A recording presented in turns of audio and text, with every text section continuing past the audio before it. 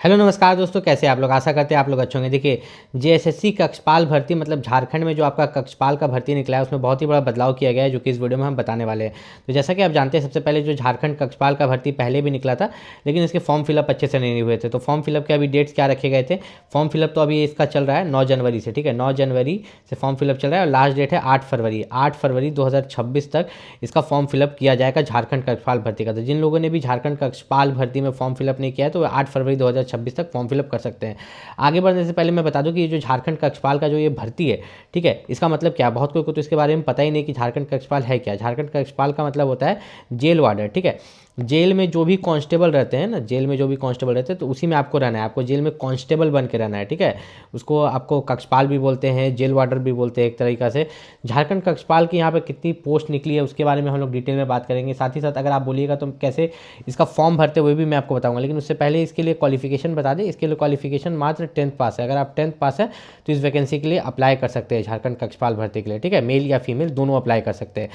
Form fees सभी के लिए 100 रुपये है। सिर्फ झारखंड राज्य के जो SC ST हैं, ठीक है, उनके लिए 50 रुपये रखे गए। बाकी सभी के लिए फॉर्म फीस जो है यहाँ पर 100 रुपये रखे गए हैं। उसके बाद नीचे अगर चले यहाँ पर वैकेंसीज के बारे में, तो कक्षपाल पुरुष के लिए, ठीक है, कक्षपाल पुरुष के लिए कितनी वैकेंसीज है टोटल, यहाँ पर 1634 वैकेंसी है। 1634 वैकेंसी में भी जो ओपन सीट है वो 1056 है। मतलब जो बच्चा अभी फॉर्म भरेगा वो 1056 सीट पर ही फाइट करेगा झारखंड कक्षपाल में। तो ये बाकी के सीट्स किसके लिए है।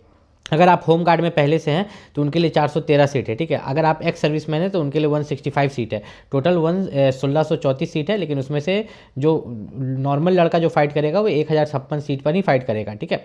कक्षपाल महिला के लिए जो सीट यहाँ पर रखा गया बहुत कम है, मात्र 64 सीट है, ठीक है। उसमें भी 36 सीट ओपन के लिए है, होम गार्ड के लिए 20 है और एक्स सर्विसमैन के लिए 8 यहाँ पर रखे गए हैं, ठीक है। उसके साथ साथ अगर यहाँ पर हम देखें तो एक चीज़ आप यहाँ पर देखिए कि झारखंड कक्षपाल भर्ती में फॉर्म भर रहे हैं अगर आप झारखंड के OBC हैं, ठीक है, झारखंड के OBC SC ST या EWS है, तो यहाँ पर साफ साफ बोला गया है कि फॉर्म अगर भर रहे हैं तो फॉर्म भरने से पहले आपके पास जाति प्रमाण पत्र बना हुआ होना चाहिए और निवास प्रमाण पत्र, ठीक है। ये दो चीज़ आपके पास होना चाहिए और उसमें भी ज़्यादा जोर ये लोग जाति पर करते हैं, ठीक है। OBC SC ST EWS का जो जाति प्रमाण पत्र है उस पर ये लोग ज़्यादा जोर करते हैं कि जाति प्रमाण पत्र आपका बना हुआ होना चाहिए। भले अपलोड करना पड़े या ना करना पड़े, आपके पास लास्ट डेट से पहले, ठीक है, फॉर्म अप्लाई का जो लास्ट डेट है उससे पहले आपके पास जाति प्रमाण पत्र बना होना चाहिए। और एक चीज़ मैंने और गौर किया है झारखंड की किसी भी वैकेंसी में कि झारखंड से अगर आप बिलोंग करते हो, ठीक है, और अगर आप यहाँ पर जाति प्रमाण पत्र बनवाने के लिए अपना ब्लॉक तहसील किसी में भी जाते हो तो आप एक चीज़ गौर करते होगे कि अगर आपके पास रजिस्ट्री ज़मीन है या आपके पास खतियान है तो बहुत आसानी से आपका जाति बन जाता है, उसमें कोई भी दिक्कत नहीं आती। लेकिन अगर आपके पास दान पत्र ज़मीन रहता है या खास माल ज़मीन रहता है,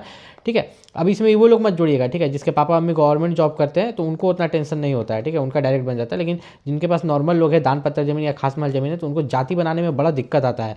इस केस में दलाल लोग गलत तरीका से भी कभी कभी जाति बना देता है। ये नहीं मैं बोल रहा हूँ कि आपका जाति गलत होगा या तो आपके पास दान पत्र या खास माल ज़मीन है, तो बस एक बार वेरीफाई कीजिएगा कि जब आपका यहाँ पर ये बना था, क्या बोलते हैं, जाति प्रमाण पत्र बना था, तो उसमें जो कागज़ दिलाता है या तो रजिस्ट्री ज़मीन का जो रसीद होता है वो दिलाता है या खतियान का रसीद है उसको अपलोड किया जाता है जाति बनते समय, जब जाति को ऑनलाइन किया जाता है तो वो आपका ही है या नहीं है, इस चीज़ को थोड़ा वेरीफाई कर लीजिएगा, नहीं तो आगे चल के आपको दिक्कत हो सकती है। अब यहाँ पर थोड़ा सा हम लोग नीचे चलते हैं ताकि आपको एक एक डिटेल बता पाए। झारखंड कक्षपाल पुरुष एवं महिला दोनों के लिए निकाला गया है, जिसकी सैलरी 19,900 से लेकर 63,200 है। मतलब स्टार्टिंग सैलरी लगभग जो है आपकी 35,000 रहेगी। कितना, 35,000 प्लस ही रहेगा आपका स्टार्टिंग सैलरी। इसके लिए मात्र 10वीं पास मांगा गया। अगर आप 10th पास है तो आप इसके लिए फॉर्म अप्लाई कर सकते हैं। उसके अलावा यहाँ पर बात करें हाइट के बारे में, तो BC1 BC2 के लिए हाइट जो है 160 सेंटीमीटर यहाँ पर रखा गया है और जनरल के लिए भी जो हाइट है वही 160 सेंटीमीटर है। SC ST के लिए 155 सेंटीमीटर और सभी कोटि के महिलाओं के लिए मात्र 148 सेंटीमीटर हाइट रखा गया है। रनिंग की बात करें तो देखिए लगता है झारखंड में रनिंग में सुधार कर लिया गया है। पुरुषों के लिए जो रनिंग है 1 मील का दौड़ मतलब 1600 मीटर का दौड़ 6 मिनट में, कितना मिनट में, 6 मिनट में। वहीं पर अगर बात करें महिला के लिए, ठीक है, तो महिला के लिए भी यहाँ पर 1 मील का दौड़ मतलब 1600 मीटर दौड़ 10 मिनट में। महिला के लिए जो है समय ज़्यादा दिया गया है, पुरुष के लिए समय मात्र 6 मिनट यहाँ पर दिया गया है। उसके बाद आयु सीमा की बात करें तो मिनिमम उम्र जो है यहाँ पर 18 साल मांगा गया है। कितना, 18। लेकिन अगर आप यहाँ पर अनारक्षित जनरल से आते हैं, जनरल वर्ग से आते हैं, पुरुष है, तो आपके लिए जो है 25 साल है। कितना, 25 साल, 18 से 25 साल। अगर आप BC1 BC2 से आते हैं, ठीक है, BC1 BC2 पुरुष से आते हैं तो आपके लिए मैक्सिमम 27 साल है। लेकिन आप BC1 BC2 महिला कैटेगरी से बिलोंग करते हैं तो आपका उम्र जो है 18 से लेकर 28 साल तक है। अगर आप SC ST पुरुष एवं महिला है तो आपका एज लिमिट 18 से 30 साल यहाँ पर रखा गया है। किसके लिए? अन्य अभ्यर्थी, मतलब ये जो ओपन सीट, जो नॉर्मल आप 10th पास से फाइट कीजिएगा। जो गृह रक्षक है उनके लिए एज लिमिट अलग है, जो एक्स सर्विसमैन है उनके लिए एक एज लिमिट अलग है, सहायक पुलिस उसके लिए एज लिमिट अलग है। इससे नॉर्मल बच्चों को इससे मतलब उतना नहीं होना चाहिए, आपको इससे मतलब होना चाहिए, इस एज लिमिट से।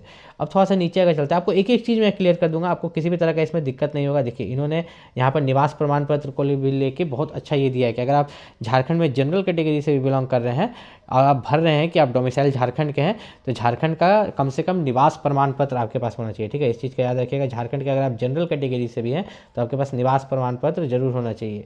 और जाति प्रमाण पत्र उनके लिए जो झारखंड के OBC SC ST और EWS कैटेगरी से बिलोंग करते हैं। ठीक है, राज्य सरकार के द्वारा बना हुआ जाति प्रमाण पत्र यहाँ पर होना चाहिए, जो कि नॉर्मल पहले वही बनता है। और यहाँ पर थोड़ा सा अगर हम लोग नीचे चले तो इन्होंने दिया है कि आपका जो एग्ज़ाम होगा वो कैसे होगा। तो एग्ज़ाम आपका जो है OMR सीट पर होगा, लेकिन उससे भी खतरनाक चीज़ आपको यहाँ पर देखने को मिलेगा कि सबसे पहले, ठीक है, सबसे पहले आपका फिजिकल लिया जाएगा, शारीरिक मापदंड एवं शारीरिक दक्षता परीक्षा। उसके बाद आपका जो है यहाँ पर लिखित परीक्षा होगा और उसके बाद आपका जो है यहाँ पर मेडिकल होगा। तो सबसे पहले नंबर पर हम देखते हैं कि आपका फिजिकल हो रहा है, दूसरे नंबर पर एग्ज़ाम हो रहा है जो कि आपका OMR पर होगा। किस पर होगा? OMR पर। और तीसरे नंबर पर जो है आपका यहाँ पर मेडिकल हो रहा है। अब यहाँ पर लिखा है कि यह परीक्षा क्वालिफाइंग परीक्षा है जिसमें कोई अंकदेय नहीं होगा। कौन सा परीक्षा? शारीरिक मापदंड दक्षता परीक्षा में उत्तीर्ण होना अनिवार्य है। ठीक है, तो आपका जो ये पहला वाला है ये आपका फिजिकल, वो क्वालिफाइंग है। ठीक है, लिखित एवं शारीरिक दक्षता परीक्षा में उत्तीर्ण अभ्यर्थियों को शारीरिक मापदंड एवं चिकित्सक जांच के लिए भेजा जाएगा यहाँ पर। अब यहाँ पर लिखित परीक्षा की बात करें तो लिखित परीक्षा पर ही आपका सिलेक्शन होगा। ठीक है, शारीरिक परीक्षा आपको सिर्फ यहाँ पर क्वालिफाई कर लेना है। क्वालिफाई करने के बाद यहाँ पर आपको जो OMR सीट पर रिटन एग्जाम होगा, ठीक है, वही ऑब्जेक्टिव वाला, और जिसमें नॉर्मलाइजेशन भी आपका किया जाएगा। परीक्षा का स्वरूप क्या है? परीक्षा में ये दिया गया है कि परीक्षा जो है मुख्य परीक्षा ली जाएगी। एक प्रश्न के लिए यहाँ पर 3 मार्क्स दिया जाएगा। ठीक है, एक सही उत्तर के लिए 3 मार्क्स दिया जाएगा और एक गलत उत्तर के लिए नेगेटिव मार्किंग भी यहाँ पर रखा है। देखो नेगेटिव मार्किंग 1 मार्क्स का है, ध्यान रखिएगा, नेगेटिव मार्किंग एक मार्क्स का रखा गया है। यहाँ पर जो है विषय का भाषा छोड़ के सभी जो एग्ज़ाम जो होंगे आपके हिंदी और इंग्लिश भाषा में, आप या तो हिंदी में दे सकते हैं या इंग्लिश में यहाँ पर एग्ज़ाम को दे सकते हैं। दोनों आपके लिए उपलब्ध रहेगा। जिसको हिंदी आता है हिंदी में एग्ज़ाम देगा, जिसको इंग्लिश आता है वो इंग्लिश में एग्ज़ाम देगा। हर पेपर के लिए, ठीक है, हर पेपर के लिए यहाँ पर जो परीक्षा की अवधि रहेगी 2 घंटे का समय आपको मिलेगा। जैसे पेपर 1 है आपका भाषा ज्ञान, कुल प्रश्न है 120, अवधि है 2 घंटा, जिसमें हिंदी भाषा ज्ञान से 80 प्रश्न है, अंग्रेजी भाषा ज्ञान से 40 प्रश्न है। पेपर 2 आपका जनजातीय भाषा ज्ञान है। ठीक है, एक खास बात मैं बता दूँ कि पेपर 1 में 30% लाना है और क्वालिफाई कर जाइएगा। आगे शायद ये मेरिट में नहीं जुड़ता है, इसके बारे में और डिटेल में जान लेंगे।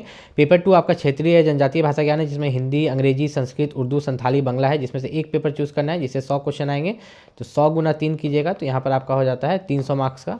और पेपर 3 में सबसे मेन है झारखंड जीके। झारखंड जीके से 50 क्वेश्चन है। अगर आपका झारखंड जीके वीक है तो आपको बहुत दिक्कत होगा। फिर होता है आपका नॉर्मल जीके, ये आपका हो गया झारखंड जीके। अगर दोनों को मिलाइएगा तो नॉर्मल जीके से 40 क्वेश्चन, झारखंड जीके से 50 क्वेश्चन, मतलब सिर्फ इन्हीं दोनों से आप देखिएगा यहाँ पर तो 90 क्वेश्चन तो इसी से हो जा रहे हैं। 120 में से 90 क्वेश्चन, 120 क्वेश्चन का है ना जी पेपर 3, उसमें से 90 क्वेश्चन तो यही कैरी कर रहा है, यही दोनों पेपर।